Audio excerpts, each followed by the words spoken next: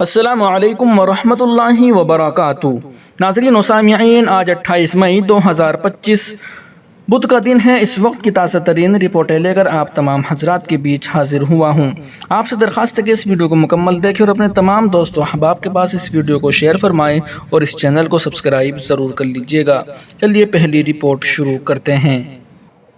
B J پی کی قیادت نے اویسی کی جم کر تعریف کی، ان کے اس کام پر اظہار مسرت کیا گیا۔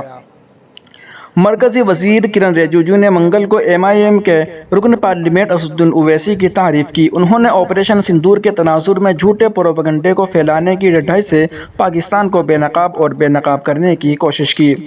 اویسی کویت میں کل جماعت وفد کے ارکان میں سے ایک نے پاکستان پر سخت تنقید کرتے ہوئے کہا، چیزوں کو صحیح طریقے سے کاپی کرنے کے لیے دماغ کی ضرورت ہوتی ہے۔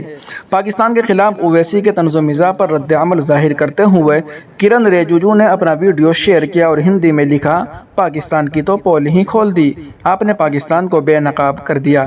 اسدالدین اویسی کے لیے رجیجو کی تعریف اس وقت سامنے آئی جب مؤخر ذکر نے پاکستان کے آرمی چیف کی جانب سے منظر عام پر آنے والی تصویر کو حقائق کی جانچ پڑتال کرتے ہوئے پاکستان کی دھوکہ دہی کو ہندوستان پر اس کی فتح کی علامت قرار دیا تھا۔ یہ تصویر چین کی 2019 کی فوجی مشق تھی اور اسے پاکستانی فوج کی حالیہ کارروائی کے طور پر غلط پیش کیا گیا ہے۔ اویسی نے پاکستان کے وزیر اعظم شہباز شریف کے اور پاک فوج کے سربراہ عاصم منیر کو احمقانہ جوکر قرار دیا۔ اس بات پر روشنی ڈالی کہ کس طرح پاکستان کے اعلیٰ قیادت چہرے کو بچانے کے اقدام کے طور پر جعلی یادگار کے پیچھے چھپ رہی ہے۔ اسدالدین اویسی نے جس یادداشت کا حوالہ دیا وہ پاکستان کے وزیر اعظم شہباز شریف کو ایک اعلیٰ سطحی تقریب میں پیش کیا گیا، جس میں پاکستان کے صدر آصف علی زرداری اور نائب وزیر اعظم اسحاق ڈار نے شرکت کی۔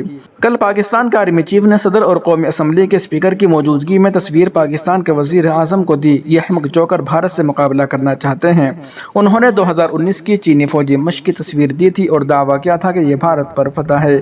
یہ وہی ہے جس میں پاکستان ملوث ہے، وہ صحیح تصویر بھی نہیں دے سکتے۔ مجلس اتحاد المسلمین کے رکن پارلیمنٹ جو فی الحال 22 اپریل کو پہلگام دہشت گردانہ حملے اور آپریشن سندور پر ہندوستان کی سفارتی رسائی کے ایک حصے کے طور پر کویت میں ہیں، انہوں نے پاکستان کی اعلیٰ قیادت کو ان کے نقلی حرکتوں پر مزید طنز کیا۔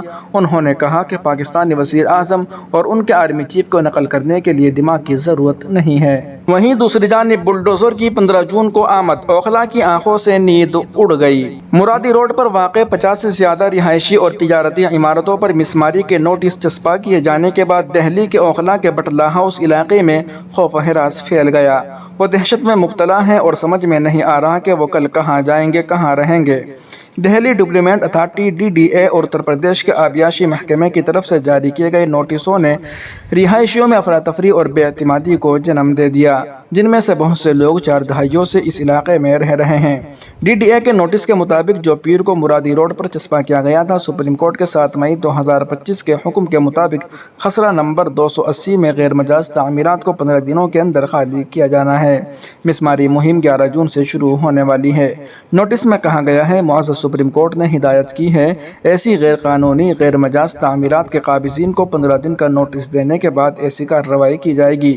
انہدام کا پروگرام بغیر کسی نوٹس کے 2025/6/11 بدھ سے انجام دیا جائے گا۔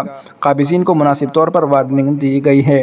تاہم رہائشیوں کا الزام ہے کہ DDA نے عدالت کے حکم سے تجاوز کرتے ہوئے خسرہ نمبر 201-80 کے باہر عمارتوں کو اندھادھند نشانہ بنایا ہے اور خسرہ نمبر 280، 282، 283 اور 284 میں تعمیرات کو نوٹس جاری کیے ہیں، جن میں سے بہت سے ان کا کہنا ہے کہ مکمل طور پر پے کی حفاظتی حدود میں آتے ہیں۔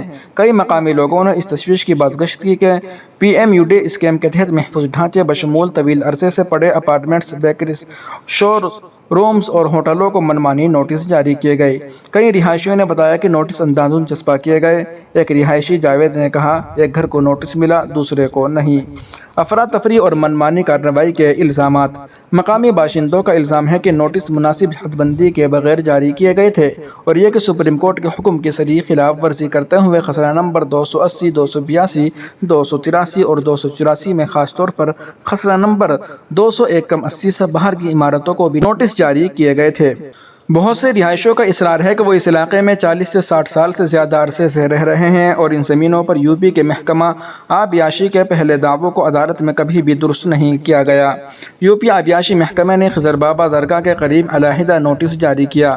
دریں اثنا یو پی کے محکمہ آبیاشی نے بھی ہندی زبان کا ایک علیحدہ نوٹس جاری کیا، جس میں کہا گیا کہ خضر بابا کی درگاہ کے قریب خسرہ نمبر 277 کے نیچے کی زمین پر غیر قانونی طور پر قبضہ کیا گیا ہے۔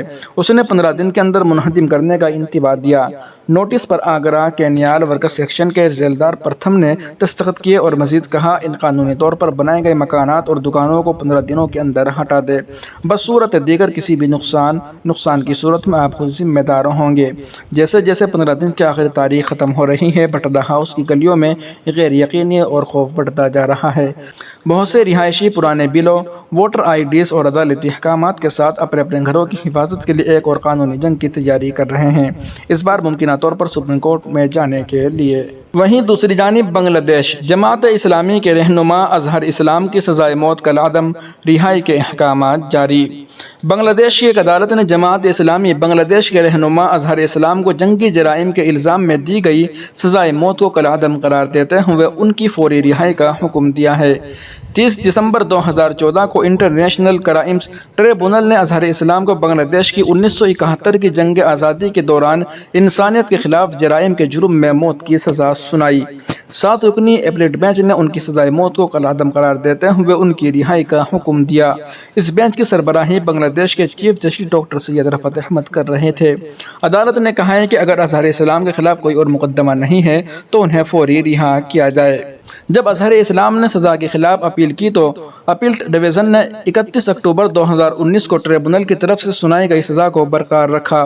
اس کے بعد 19 جولائی 2020 کو انہوں نے اپیل ڈویژن کے متعلقہ شاخ میں نظر ثانی کی درخواست دائر کی۔ منگل کو اس درخواست کی سماعت کے بعد ان کی فوری رہائی کا فیصلہ سنایا گیا۔ اس فیصلے کے اعلان کے بعد جماعت اسلامی بنگلہ دیش کے رہنما امیر شفیق الرحمان نے ایک پریس کانفرنس سے خطاب کرتے ہوئے اسے انصاف کی فتح قرار دیا۔ انہوں نے کہا کہ ہم انتقام نہیں بلکہ انصاف چاہتے تھے۔ اس فیصلے سے ثابت ہوتا ہے کہ سچ کو دبایا نہیں جا سکتا۔ ناظرین و سامعین، ان اہم رپورٹوں کو آپ سن اور دیکھ رہے تھے محسن اسلام یوٹیوب چینل پر۔ تمام تازہ ترین اپڈیٹ حاصل کرنے کے لیے بھی ویڈیو کے نیچے سبسکرائب والے آپشن پر کلک کر کے اس چینل کو سبسکرائب ضرور کر لیجیے گا۔ السلام علیکم ورحمۃ اللہ وبرکاتہ۔